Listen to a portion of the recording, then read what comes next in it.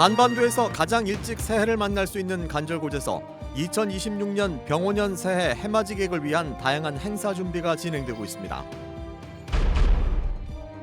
조선업 훈풍 속에 현대가의 합병으로 초대형 공룡 조선소가 탄생했습니다. 지역사회에 남긴 과제를 짚어봤습니다. 김건희 국정농단 특검이 어제 김기현 의원 부부를 청탁금지법 위반 혐의로 기소했습니다. 김 의원은 묻지마 기소라며 반발했습니다. 여러분 안녕하십니까? 계속해서 울산 소식입니다. 한반도에서 가장 일찍 새해를 만날 수 있는 간절곶은 해맞이객을 위한 다양한 행사 준비가 한창입니다. 지난해 말 무안공항 여객기 참사로 모든 해맞이 행사가 취소됐었지만 2026년 병오년 새해에는 다채로운 볼거리가 해맞이객을 반길 예정입니다. 정인곤 기자입니다. 한반도 육지에서 가장 빨리 해가 뜨는 울산 간절곶. 새해를 맞아 간절곶을 찾을 해맞이객을 위한 행사 준비가 한창입니다.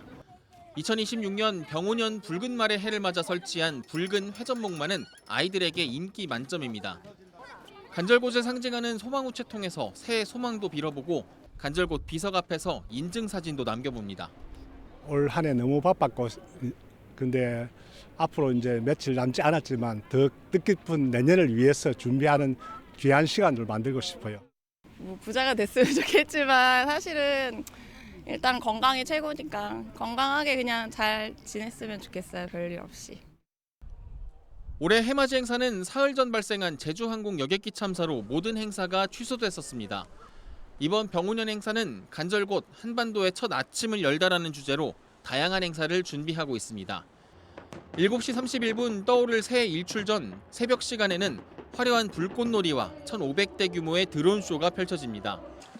또 떡국 나눔 행사와 각종 푸드트럭이 새해 첫 일출을 기다리는 해맞이객들의 몸을 녹여줄 예정입니다. 거기에 화려한 야간 경관으로 인기를 얻고 있는 전시인 적설도 일출을 기다리는 새벽 시간 운영됩니다. 한편 경찰은 해맞이 행사에 대규모 인파가 몰릴 것으로 예상돼 새해 첫날 간절곶에 200여 명을 배치해 교통 혼잡 완화와 밀집 인파 관리에 나설 계획입니다. MBC 뉴스 정인곤입니다.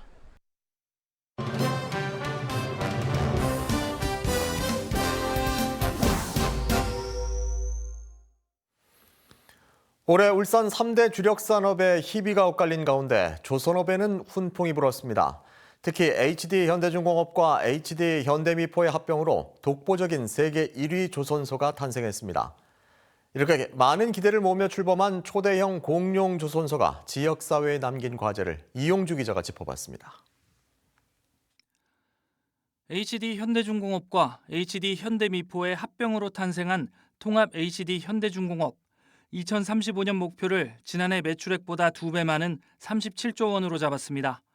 마스가 프로젝트를 발판으로 전 세계 방산 시장을 선점해 세계 1위로 거듭나겠다는 겁니다. 북극 항로 쇄빙선과 특수 목적선, 해양 플랜트 등 고부가 가치 시장에도 진출할 계획입니다. 또는 미국의 상선 또는 함정 시장이 열리면 그거는 또 다른 전기를 마련하거든요. 그래서 한국의 조선 산업이 한 단계 더 성장할 수 있는 외형적으로는 합쳐진 두 회사지만 내부적으로는 봉합이 마무리되지 않았습니다. 두 회사의 노조가 각자 임단협을 통해 만들어온 임금과 복지체계 등의 노동 조건이 아직 정리되지 않았기 때문입니다. 조합원들에게 직접적인 영향을 주는 민감한 사안인 만큼 노사 합의에 이르기까지는 상당한 시일이 걸릴 것으로 보입니다.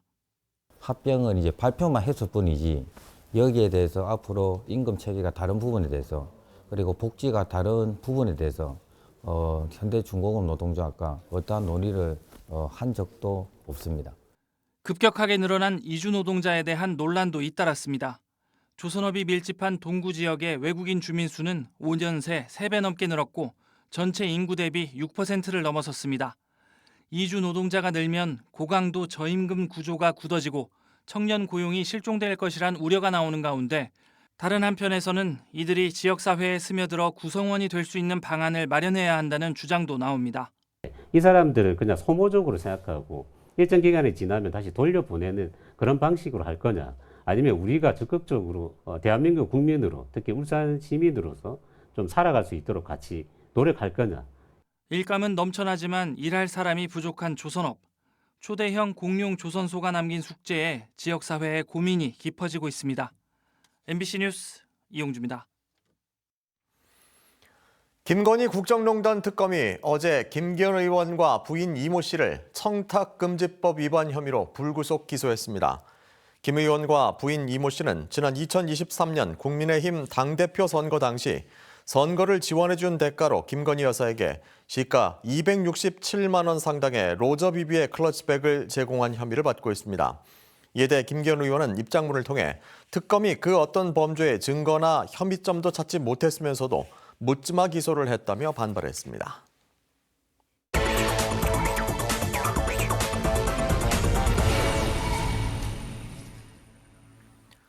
건설업체에 자신들의 조합원에게 일감을 주도록 강요하며 공사를 방해한 노조 간부들에게 징역형의 집행유예가 선고됐습니다. 울산지법 형사 1부는 폭력행위 등 처벌에 관한 법률 위반 혐의로 재판에 넘겨진 A씨와 B씨에게 각각 징역 8개월에 집행유예 2년을 선고했습니다. 민주노총 울산건설기계지부 간부인 이들은 공사 현장을 찾아가 소속 조합원의 건설기계 사용을 협박하고 이를 거부하자 길게는 한 달간 공사를 못하게 방해한 혐의로 기소됐습니다. 울산시 의회와 국내외 지방의회 간 교류 협력의 근거가 될 의원 외교활동 지원에 관한 조례가 제정됐습니다. 울산시 의회는 지방자치단체는 자매도시와 우호협력도시 등으로 국제교류를 하는 데 반해 의회는 국내외 의회 간 교류를 위한 관련 근거조차 없어 조례를 제정하게 됐다고 설명했습니다. 이에 대해 시민단체는 이 조례가 민선 국회의원들부터 적용된다고 하지만 의원들의 꼼수 해외 연수를 위한 빌미가 될 수 있다며 철저한 제도 운영을 요구하고 있습니다. 프로농구 울산 현대모비스가 주말에 열린 2연전에서 1승 1패를 거두며 리그 9위에 머물렀습니다. 현대모비스는 지난 27일 열린 수원 KT와의 홈 경기에서 75대 78로 패했지만 다음 날 부산 KCC 원정 경기에서 84대 78로 승리하며 연패 탈출에 성공했습니다. 울산 홈 경기에서 6연패로 부진한 모습을 보이고 있는 현대모비스는 오는 31일 올해 마지막 경기에서 창원 LG를 상대로 홈 연패 탈출에 도전합니다. 중구는 지난 24일부터 5일 동안 눈꽃 축제가 열린 성남동 원도심을 찾은 방문객이 25만 명을 넘었다고 밝혔습니다. 또 도심 속 눈 내리는 겨울 분위기를 만끽하기 위해 많은 방문객이 찾으면서 원도심 일부 상가의 매출이 2배 이상 증가했다고 밝혔습니다. 울산시 보건환경연구원은 올해 울산 지역에서 유통된 위생용품을 대상으로 안전성을 검사한 결과 모두 기준과 규격에 적합했다고 밝혔습니다. 보건환경연구원은 대형마트 등에서 유통 중인 일회용 컵과 면봉, 화장지, 기저귀 등 일상생활과 밀접한 품목 100여 건을 검사한 결과 전 제품이 기준을 충족했다고 설명했습니다. 연구원 측은 앞으로 온라인 플랫폼을 통해 거래되고 있는 위생용품에 대해서도 검사를 확대할 계획입니다.